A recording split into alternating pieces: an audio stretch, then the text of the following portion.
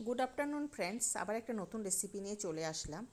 এর জন্য আমি কচু আর আলু টুকরো করে কেটে রেখেছি, আর এতে দেব একটু চিংড়ি মাছ, সেটা আমি ভালো করে ধুয়ে লবণ হলুদ মাখিয়ে রেখেছি, আর একটু মশলাও পেস্ট করে রেখেছি।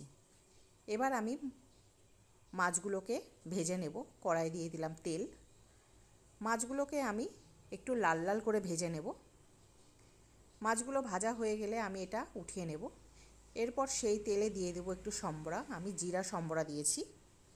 এরপর সেই টুকরো করে রাখা কচু আলুগুলোকে আমি ভালো করে ভেজে নেব। এবার ভাজা হয়ে গেলে আমি এতে দিয়ে দেবো একটু সল্ট, একটু টারমেরিক পাউডার দিয়ে ভালোভাবে সবজিটাকে ভেজে নেব। ভাজা হয়ে গেলে এবার আমি বেটে রাখা মশলাটা দিয়ে দেবো। এতে আছে পেঁয়াজ, লঙ্কা, রসুন, আদা। এবার এটাকে আমি ভালোভাবে কষিয়ে নেব।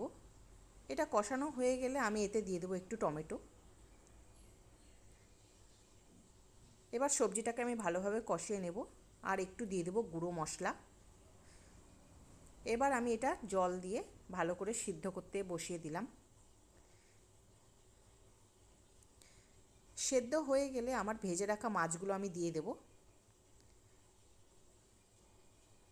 আর সবশেষে দিয়ে দেবো একটু ধনিয়া পাতা।